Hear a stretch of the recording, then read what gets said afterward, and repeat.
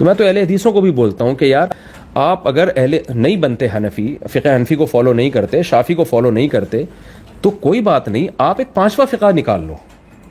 آپ قرآن و سنت سے مسائل نکال کے نا، جیسے فقہ حنفی میں آپ کو ملے گا کتاب الطہارہ، کتاب الوضو سے لے کر سارے حکام کتاب الحدود تک، تو آپ بھی ایک ایسی کتاب لکھو.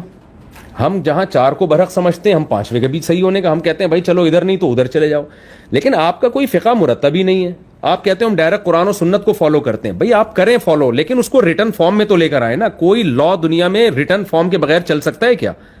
یہ لوگ کہتے ہیں صحابہ کیسے چلتے تھے. بھائی صحابہ کے دور میں تو حدیث بھی مرتب نہیں تھی، حدیث بھی ریٹن فارم میں تھوڑی تھی، وہ تو حدثنی فلان سے چلتے تھے. بعد میں اس کی ضرورت پڑی ہے، بھائی ریٹن میں ہونا چاہیے تاکہ لوگ بے لگام اونٹ کی طرح آوارہ گردی نہ کریں قرآن و سنت کے نام پہ. تو آپ ریٹن میں لے کر تو آئے نا. ان حضرت سے پوچھے بندہ کہ فقہ کہتے کس چیز کو ہے. اب کوئی بھی کسی بھی مذہب کی کتاب اٹھا لیں اصول فقہ کی، اور اس میں جا کے تعریف پڑھ لیں کہ فقہ کس کو کہا جاتا ہے. فقہ کی جو علماء نے تعریف کی ہے وہ یہ ہے: العلم بالاحکام الشرعیہ العملیہ المکتسب من ادلتها التفصیلیہ. علم حاصل کرنا کس چیز کا؟ احکام شریعت کا. العلم بالاحکام الشرعیہ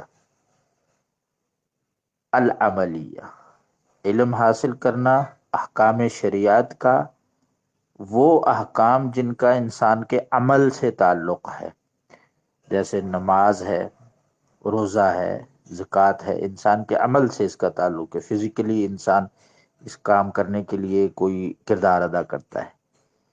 المکتسب، یہ احکام عملی جو ہیں یہ لیے کہاں سے جائیں گے، حاصل کہاں سے کیے جائیں گے؟ من ادلتها التفصیلیہ، جو احکام شریعت کے دلائل تفصیلیہ ہیں. جو احکام شریعت کے دلائل تفصیلیہ ہیں. دلائل تفصیلیہ سے مراد یہ ہے کہ وہ قرآن اور حدیث کی نصوص جو مسائل کو تفصیلاً بیان کرتی ہے. تو اب آپ اس تعریف کو سامنے رکھ لیں اور اس کے بعد کہیں کہ اہل حدیث فقہ کو نہیں مانتے. ٹھیک ہے، تو بھائی صاحب یہ جو تعریف آپ لوگ فقہ کی کرتے ہیں، تو یہ کیا اہل حدیث اصل تو فقہ تو ہے ہی اہل حدیثوں کے پاس؟ ٹھیک ہے، آپ لوگوں کے پاس جو ہے یہ تو رائے کا پلندہ ہے، جو آپ لوگوں کے دماغ کی اختراعات ہیں نا وہ ہیں. آپ تو فرضی مسائل سے آپ کی تو کتابیں بھری ہوئی ہیں. اصل جو فقہ کی تعریف کے اوپر جو ہے وہ منطبق ہوتی ہے، جو صحیح منہج، وہ تو اہل حدیث کا ہے. اہل حدیث احکام شرعیہ حاصل کرتے ہیں، عملیہ حاصل کرتے ہیں. کہاں سے کرتے ہیں؟ من ادلتها تفصیلیہ، جو تفصیلی دلائل ہیں ان سے. تو فقہ کی تعریف میں تو یہی ہے کہ دلائل ہوں اور احکام شریعت ہوں. اور ان حضرت صاحب سے جا کے کہیے گا، ان کے کہیے گا کہ یہ جو آپ کہہ رہے ہیں نا کتاب اور باب، اور کتاب الطہارہ ہو، کتاب الصلاۃ ہو، ان سے کہیں کہ یہ سنن ابی داؤد جو ہے، سنن نسائی جو ہے، اس میں کیا ہے؟ اس میں طہارہ نہیں ہے. سنن ابی داؤد میں کتاب الطہارہ نہیں ہے، کتاب الصلاۃ نہیں ہے. ترمذی میں کتاب الطہارہ کتاب الصلاۃ نہیں ہے، کتاب الجنائز نہیں ہے، کتاب الحدود نہیں ہے. یہ حدیث کی کتابوں میں کیا ہے؟ یہی تو ادلہ ہیں، انہی سے تو احکام سمجھنے ہیں، انہی کی روشنی میں. ٹھیک ہے، اسی کو فقہ کہتے ہیں. انہوں نے کوئی الگ سے ایک فقہ کا جو ہے وہ پتہ نہیں کیا اس کا حیولہ بنایا ہوا ہے، کیا کوئی اس کو وہ بنایا ہوا ہے کہ جو ایک ایسی عظیم وہ انہوں نے خدمت انجام دی. کون سی خدمت انجام دی ہے تم لوگوں نے؟ تم لوگ کہتے ہو کہ اہل حدیث کے مسائل الگ ہیں. آپ کے حاشیہ ابن عابدین میں اور رسم المفتی میں یہ لکھا ہوا ہے کہ امام محمد اور امام ابو یوسف نے ایک تہائی مسائل میں ابو حنیفہ کے خلاف فتویٰ دیا ہے، ایک تہائی مسائل میں ان کے اپوزٹ فتویٰ دیا ہے. ٹھیک ہے، تو ابو یوسف اور ابو محمد کے پاس کون سی فقہ تھی؟ اتنے جو ایک تہائی فضائل، تو یہ جو لیکن ایک چیز آپ کے پاس ہو جو اب تک ہے نہیں، تو امت کو بے لگام ہونے سے بچانے کے لیے یہ ضروری ہے کہ جو صدیوں سے فقہ مرتب ہوتا چلا آیا ہے اسی میں سے کسی ایک کو فالو کیا جائے، اس کا پابند بنایا جائے ان کو.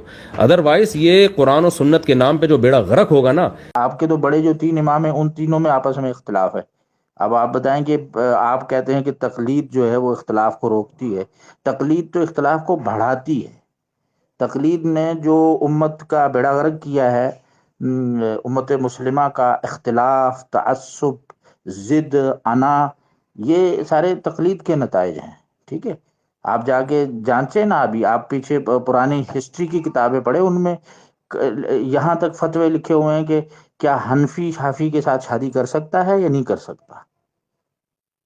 یعنی کہ مسئلہ اور ایسا لکھا ہوا کہ اہل کتاب، پھر جواب دینے والا کہتا ہے جیسے اہل کتاب سے ہو سکتی ہے اس طرح حنفی کی شافی سے ہو سکتی ہے. حالت دیکھیں یار، یہ امت کا شیرازہ بکھرا ہی تقلید کے بعد ہے. نبی کریم صلی اللہ علیہ وسلم کے صحابہ کے پاس کون سی فقہ کی کتاب تھی؟ تھوڑا سا پوچھیں ان سے. خیر القرون، نبی کریم صلی اللہ علیہ وسلم نے فرمایا خیر القرون قرنی ثم الذین یلونہم ثم الذین یلونہم، یا خیر الناس قرنی ثم الذین یلونہم ثم الذین یلونہم ثم الذین یلونہم. آپ صلی اللہ علیہ وسلم نے فرمایا کہ سب سے بہترین دور میرا دور ہے. آپ صلی اللہ علیہ وسلم کے دور میں کون سی فقہ کی کتاب تھی؟ پھر آپ کے صحابہ کا سب سے بہترین دور ہے، اس میں کون سی فقہ کی کتاب پڑھتے تھے وہ؟ ثم الذین یلونہم. پھر تابعین کا دور ہے، تابعین کے دور میں کون سی فقہ کی کتاب لکھی ہوئی تھی؟ ثم الذین یلونہم. تبع تابعین کے دور میں کون سی فقہ کی کتاب تھی بھائی؟ یہ خیر القرون جو نبی صلی اللہ علیہ وسلم نے 3 گنوائے ہیں، ان تینوں میں کوئی فقہ کی کتاب نہیں تھی. یہ حدیثوں کو سمجھنا اور ان کے مطابق عمل کرنا، یہی فقہ کہلاتا تھا. اس کے بعد جو ہے جب 4 صدی ہجری میں امام وہ شاہ ولی اللہ جیسے لکھتے ہیں 4 صدی ہجری میں یہ تقلید کا فتنہ آیا، اور اس کے بعد جو ہے امت کا بیڑا غرق ہونا شروع ہو گیا.